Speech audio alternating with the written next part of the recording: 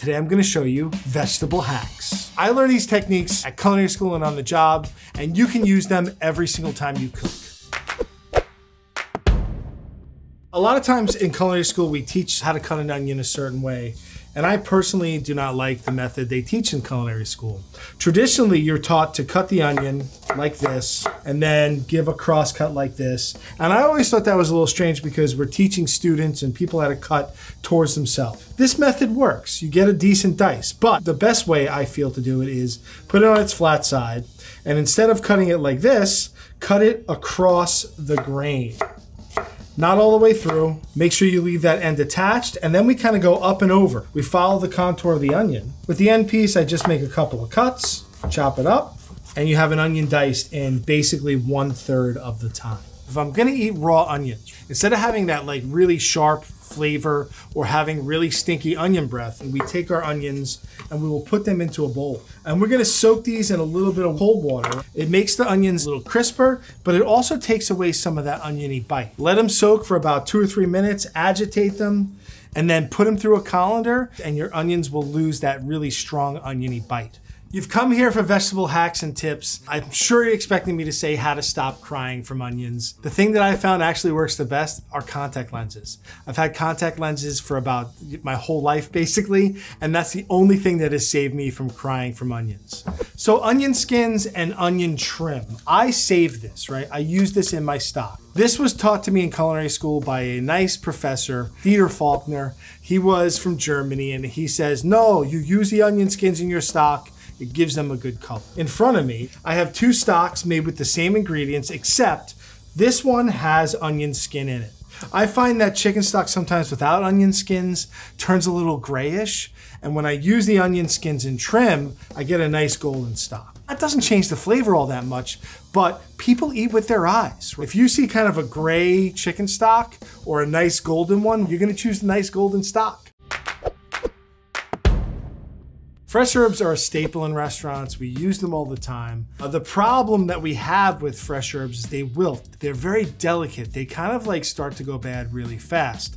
Technically, you could use this, but it's really not gonna be that great. So what I like to do with my herbs is when I get them home, I'm gonna take a piece of paper towel. Take your bundle of herbs, put it in your paper towel, wrap it up. This is gonna keep any excess moisture away from the herbs. Put them into a Ziploc bag. Seal it up. And when I store herbs like this, sometimes they can last up to a week. These are some herbs I've had in the fridge overnight, wrapped in a paper towel in a plastic bag. If you look at them, they're still beautiful. Their leaves are crisp, they're firm, they're not wilted out and dried out. So using this method, your herbs will last you a lot longer. Most people over chop their herbs and lose all of the flavor into their cutting board. We basically get a fine dust of chopped parsley. So my approach to chopping herbs is a little bit different, right? First of all, I'm not too worried about having a little stem in there. As long as the stems aren't big and thick like this, they're gonna add some flavor to your herbs. Cut these off. Do not get rid of those stems. I'm putting them aside. I get my herbs and I bundle them together, rolling this up and making it tight like that. And I'm gonna chop them really small here, so I don't have to run my knife through them too many times. I still have some big leaves in there, so I gave my pile a little bit of a turn. Go really tight on your chop. And that's basically as much as I will chop parsley or cilantro. For parsley and cilantro, some stem is okay, but the ones that are a little thicker and woodier, don't throw them away. They're perfect for stock. And if I have herbs like thyme, thyme has really woody stems, so I can take my thyme off of the plant, and instead of chopping this woody stem, just take that stem and throw it right into your stock. Zero waste, flavors your stock really well. One thing that drives me nuts is watching people cut bell peppers. What most people do is they'll cut off this end, and then take the core out. To me, that's so wasteful because they usually throw the ends out. What I like to do is take my bell pepper, cut it down the center. Cutting your bell pepper in half equals less waste. The core kind of just comes right out. Give it a tap to get our seeds out, and we're done. A lot of people, when they get a spicy chili like a jalapeno, think that the seeds hold all the heat, and they are wrong. If you cut this pepper in half, these white ribs right here actually hold a lot of heat in the peppers. So if you want to make your chilies less spicy, cut it in half, take those ribs out, tap out my seeds, Take out that seed pod. Make sure that we get all these white ribs off, and your chili will be a little less spicy. So the seeds can be spicy, but the spice comes from the ribs. One technique I love, I take my pepper, I put it on a really hot grill or a hot grill pan, and we're just gonna let it char on all sides. And then get it into a bowl right away with some plastic wrap. Not only is the pepper gonna steam, it's gonna continue cooking. This is gonna make it easy to take off the skin. This has been steaming for about a half hour, 45 minutes. And if you look, not only do I have some juice there, which you wanna keep because that juice has a lot of flavor, you can see that my skin is super wrinkly. Look how easy the skin comes off. The steaming is key to this. Our pepper has some nice brownness and some caramelization to it, and that's how you roast and peel a pepper. This might be a controversial take, but as a chef, I'm always trying to save time. When I peel my potatoes, I don't wash them before I peel them. I am always gonna wash them before I cook them or process them. So I feel like it's a wasted step. Most potatoes nowadays are cleaned in the processing plant. So whatever dirt is on there is just a light film of dirt.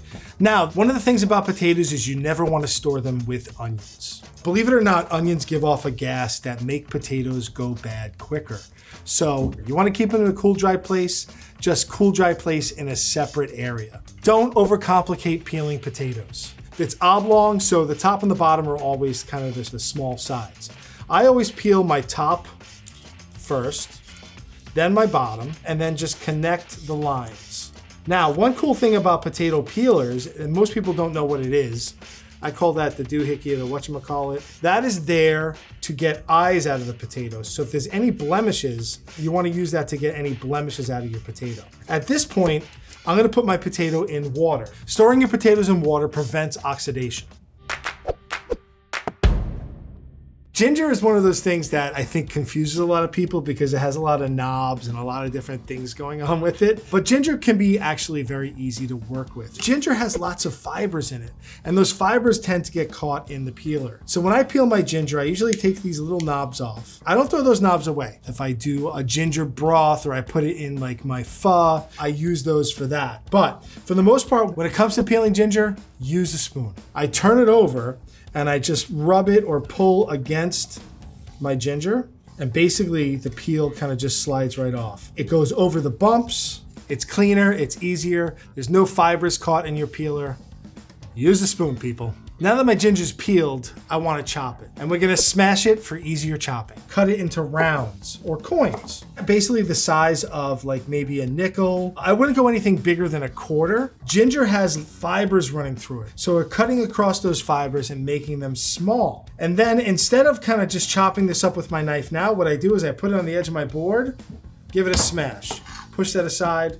If it doesn't get really small, give it another smash. And then right now, if I just run my knife through it, quick and easy chop ginger by smashing it. Blanching is a process where we take a vegetable and we submerge them into boiling water. Then we put them into an ice bath. So we start cooking them and then we arrest or stop the cooking. Do not put your beans in water that's not boiling. They'll be in there too long and they'll probably get mushy. We do this in restaurants because we don't always have time to cook the beans all the way through. So when we blanch them, we are par cooking them and getting them ready for service.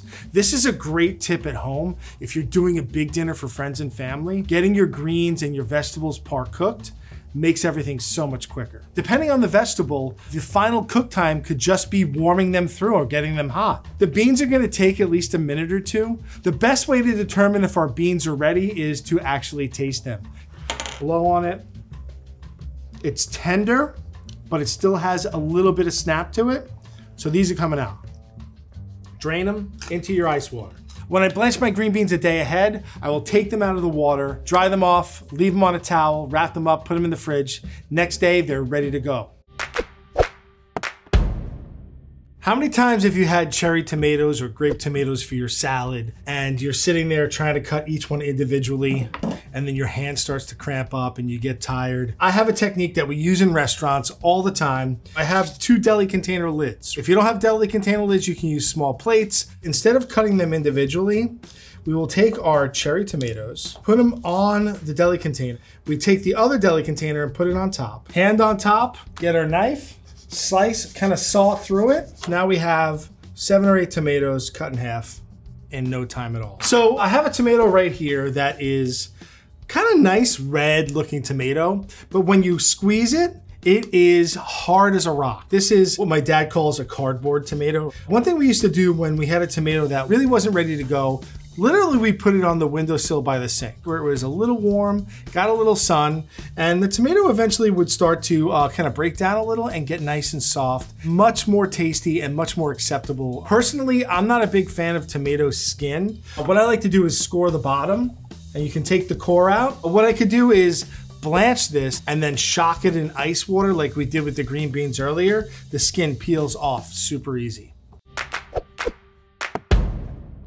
When it comes to shopping for vegetables, including zucchinis, I'm always looking for something that's heavy for its size. Bigger does not necessarily mean better with zucchini. Sometimes when you get a really giant zucchini, the seeds are really kind of cottony and you have to cut them out. It doesn't have as much flavor. It tends to be a little more on the watery side. I actually like to choose a zucchini more around this size. If I'm going for a bigger zucchini, I like this size. I like the texture of the zucchini flesh. I don't necessarily like the seeds. So I'll almost never cut my zucchini in rounds. When I see this at restaurants, I always feel like someone's just got kind of lazy for the day. What I like to do with zucchini is cut the ends off, cut it in half, and then I cut it in half again. Flip it on its flat side, and then cut it into quarters.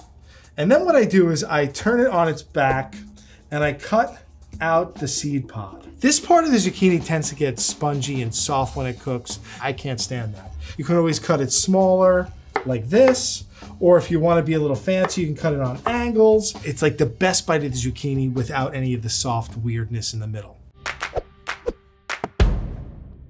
When you're shopping for asparagus, right, one of the things you really want to look for when you're choosing it is that the tips are nice and firm and like solid. You see this tip? That is a nice firm tip. It's not squishy, it's not soft. Make sure the asparagus isn't too wiggly. If most of the asparagus looks firm like this, the tips are nice and dry and not squishy, go for that bundle. Now that we have our asparagus trimmed, what am I gonna do with this? It's a third of my asparagus. I will make a soup or a puree out of this. Not only will cooking soften the fibers, if I puree it and strain it, I'm gonna have some great asparagus flavor without using the whole asparagus. So what would be my trim or my waste turns into something delicious.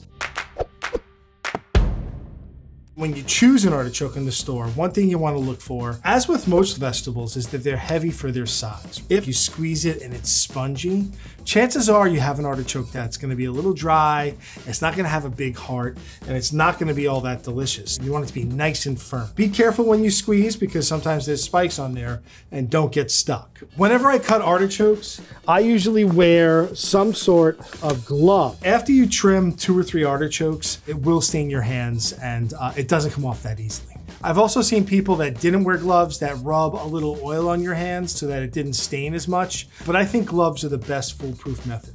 Artichokes are one of those vegetables that oxidize fairly quick, and what we do for this is we get a bowl of water. You want to put some acid in it. Lemon juice works great, and it keeps our artichokes from oxidizing or getting black.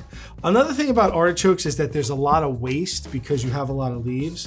One thing that I like to promote is the stems. This stem is a nice, chunky, meaty stem. Don't throw this away. Artichoke stems are delicious. So peel off the woody exterior and cook it with your artichokes. Don't waste your stems. These pieces here, you can see there's tons of fiber in them, but that piece of artichoke stem will be nice and tender when you cook it. If you take all of these techniques and hacks and put them into your everyday cooking, it's gonna save you time, energy, money, stress. You're just gonna become a better cook all around.